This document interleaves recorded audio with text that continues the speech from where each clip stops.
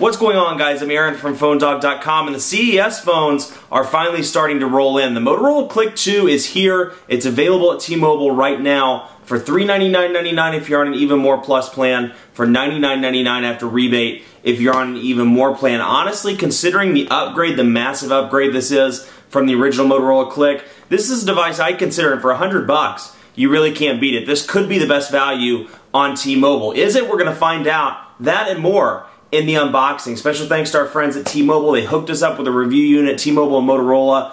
And special thanks to our friends at Best Buy. They hooked us up with 2 of these so we can give them to you in our One Paw Bandit game. One thing I like about Best Buy Mobile, when you go into the store to buy this phone, it's $100. You don't have to wait for that mail-in rebate card. No messy paperwork. No waiting 8 to 10 weeks.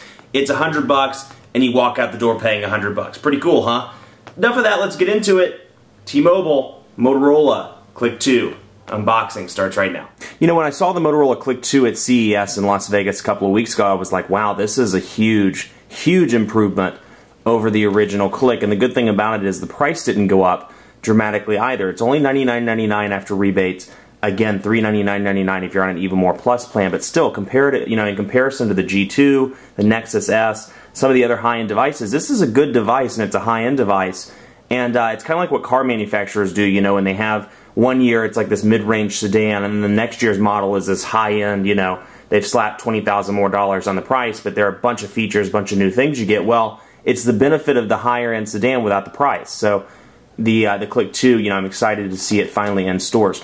Inside you get the phone, the battery and charger, headset, micro SD card, SIM card, start guide, all of that good stuff. And here's what your box looks like.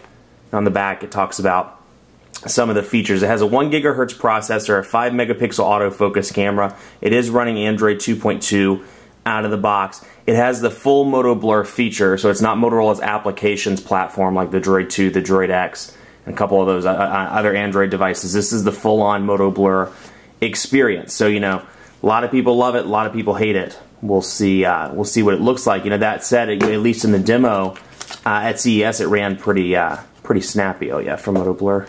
Here's the box. You can see our quick start guides and terms and conditions all in there. Here's our battery.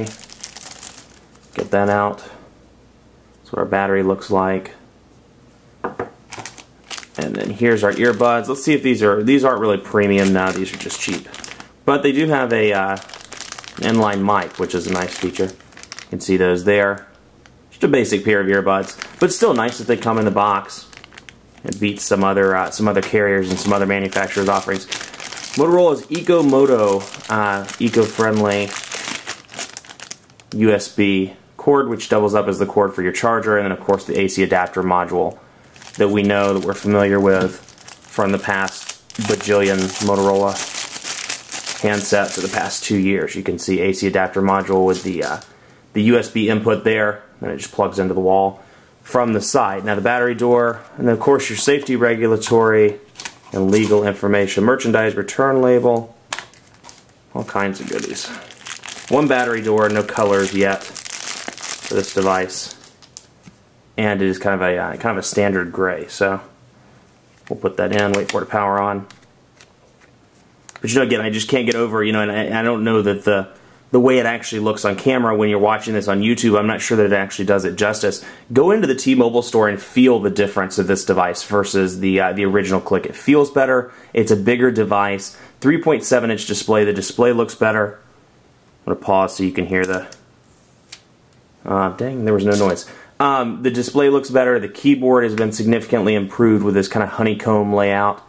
And then it just, all in all, it feels better. It feels like a much sturdier and higher-end device than the Motorola CLIQ did. So, big improvement, goes into the high-end territory, but it retains that kind of mid-range pricing, that we know and love, that $99.99 mid-range tier. So, something I would definitely consider. Let's see.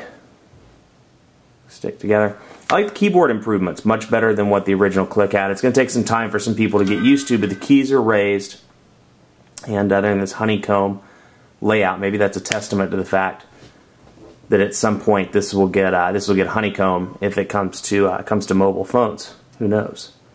So you see the Moto Blur experience, very typical there, and it's loading up. But one thing at least the CES demo version, we'll wait and see. Once it was loaded, it was pretty snappy. I mean, the 1 gigahertz processor did a good job. And, you know, we'll, of course, run speed tests in the review. But overall, I was pretty impressed with the speeds. Let's see here. Yeah, there we go. Okay.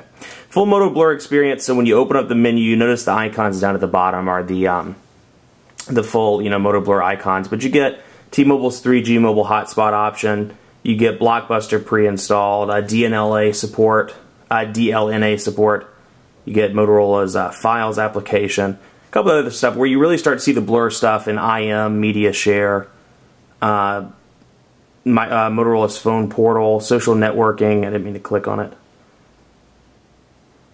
Let's see here.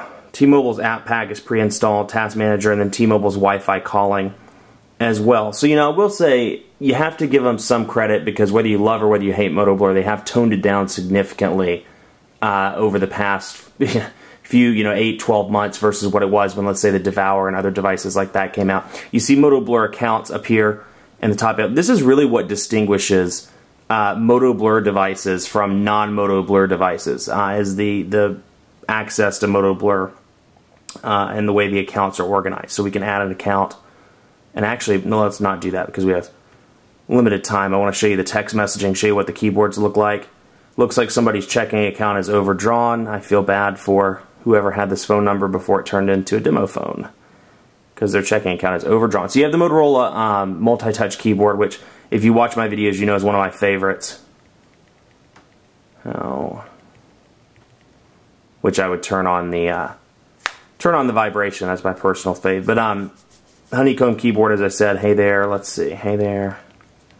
Very easy to type on. It's a little bit stiff at first, but once you work it and start to use the keyboard on a daily basis, I think it'll loosen up. There was some talk in the forums, the Motorola forums, about the keyboard being stiff even after a couple of days. I just typed there and I kind of felt them loosen up a little bit. So, and the ones at CES were really loose, really easy to use. So, you know, take that as you will. I think it'll loosen up over time. Maybe it was just a defective unit that person in the forums had. But keyboard's great, and of course you have the swipe option as well as your input method if you so choose. So, you know,